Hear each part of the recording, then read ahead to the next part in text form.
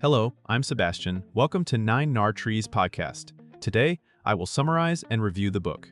Abundance by Ezra Klein is a policy-focused argument that the biggest problems in American life are not only about who gets what, but about whether the country can build enough of what people need. Drawing on widely discussed debates around housing shortages, clean energy deployment, infrastructure delivery, and the rising cost of living, the book reframes progress as a supply-side challenge for liberal governance. Instead of treating inequality and scarcity as purely distributive questions, Klein emphasizes the practical barriers that prevent societies from translating good intentions into real-world outcomes. The book speaks to readers frustrated by projects that take too long, cost too much, or collapse under process and veto points. It also challenges the assumption that ambitious goals must be paired with sprawling complexity. Abundance positions building capacity as a moral and political imperative, arguing that effective government should be measured by what it can deliver at scale. I will give you key takeaways from this book. Firstly, from distribution politics to the politics of building, a core theme is a shift from arguments centered on allocation toward arguments centered on production. Abundance highlights how many contemporary political conflicts are downstream of scarcity. When housing is limited, prices surge, and inequality hardens. When energy infrastructure cannot scale, climate goals collide with reliability and affordability. When transit and public works stall, opportunity concentrates in a few regions. The book's framing suggests that a politics that only redistributes within a fixed pie will repeatedly hit a wall because the underlying constraint is the shortage itself. This perspective does not dismiss equity concerns, but it recasts them as inseparable from capacity. If the state cannot deliver more homes, more clean power, more childcare slots, or faster permitting, then even well-funded programs disappoint and polarize. The topic also invites readers to examine how modern American governance built many mechanisms to prevent harm and corruption, yet often fails to build what is broadly desired. The result is a paradox: high aspirations paired with low throughput. Abundance argues that restoring legitimacy requires demonstrable competence in making things happen, and that building is not a technical footnote, but a primary arena of democratic promise. Secondly, housing scarcity and the hidden architecture of the cost of living. Housing is presented as a keystone scarcity that amplifies multiple social problems at once. When growing job centers cannot add enough homes, workers face punishing rents, long commutes, and reduced mobility. That dynamic can widen class divides and reinforce geographic segregation, because people with fewer resources are priced out of opportunity. Abundance links these outcomes to the rule structure around development, zoning constraints, discretionary approvals, neighborhood veto points, and layered review processes that make it difficult to add supply even in places that need it most. The issue is not framed as a simple fight between developers and communities, but as a governance design problem, where the default outcome is delay, shrinkage, and risk aversion. Klein's broader point is that the price of housing is not merely a market signal, but a measurement of policy choices. If public priorities include affordability, climate-friendly density, and inclusive growth, then the institutional pipeline must allow those priorities to become physical reality. The topic encourages readers to see housing policy as central rather than peripheral to economic policy, family stability, and political resentment, since scarcity converts everyday life into a zero-sum contest. Thirdly, clean energy and the challenge of scaling the climate transition. Abundance treats climate progress as a deployment problem as much as an innovation problem.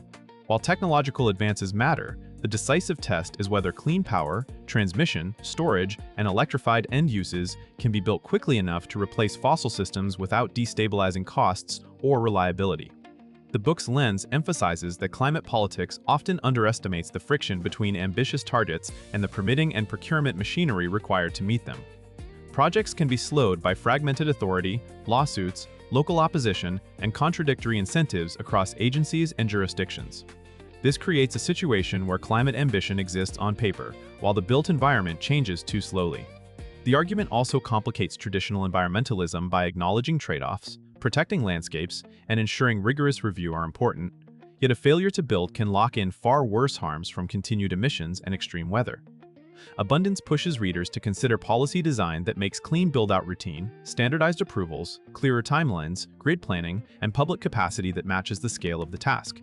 The broader takeaway is that decarbonization is not only about choosing the right goals, but about reorganizing the state and its processes so those goals translate into actual megawatts, miles of transmission, and resilient communities.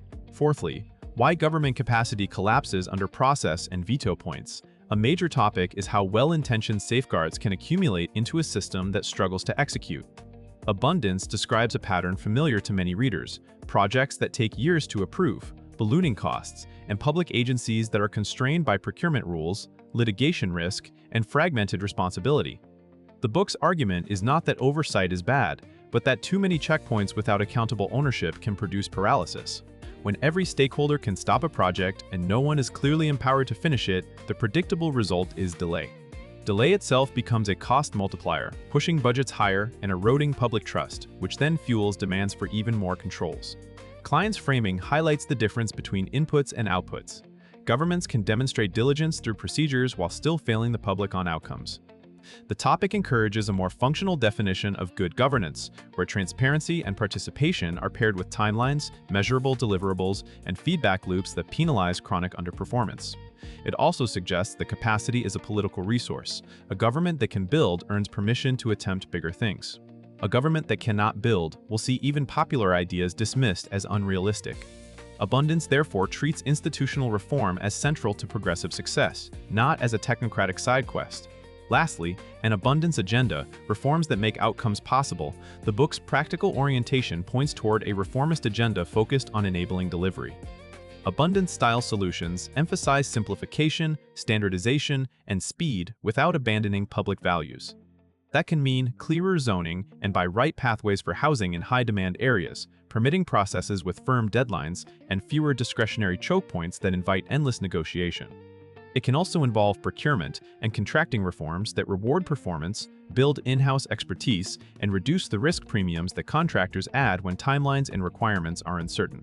Another strand is coordination, aligning federal, state, and local incentives so that funding is matched with the authority and staffing needed to execute. The approach also elevates measurement. If programs are judged by how many homes are built, how quickly interconnections happen, or how fast repairs are completed, then agencies have stronger reasons to optimize for outcomes. Abundance suggests that political coalitions should be built around shared material wins, cheaper housing, cleaner air, shorter commutes, and reliable infrastructure. That emphasis on tangible improvements is part of why the concept is compelling. It creates a vocabulary for combining moral aims with operational competence. The agenda is ultimately about making public promises credible again by restoring the state's ability to deliver at scale in a complex, polarized society. In conclusion, abundance is best for readers who follow politics but feel stuck between big promises and disappointing results, including policy professionals, civic leaders, organizers, and voters who want government to work better. It will also appeal to anyone focused on housing affordability, climate action, infrastructure, or the cost of living because it connects these issues through a single diagnosis: scarcity reinforced by weak capacity to build. The benefit is practical clarity. Instead of treating every conflict as a purely ideological battle, the book trains attention on the systems that turn goals into outcomes, such as permitting, procurement, zoning, and institutional accountability. That shift can change how readers evaluate proposals and coalitions, pushing them to ask whether a plan can actually be delivered at scale and on time. Compared with many political books that emphasize messaging, polarization, or abstract theory, Abundance stands out by concentrating on implementation and the political consequences of competence. It offers a framework that complements, rather than repeats, inequality-focused arguments by showing how building more can reduce pressure across society. For readers tired of symbolic victories and eager for durable improvements in daily life, it is worth buying as a guide to a more materially grounded, results-oriented politics. If you would like to support Ezra Klein, you can buy the book through the Amazon link I've provided in the podcast description. After reading the book, please let me know what you think and share your thoughts. See you around.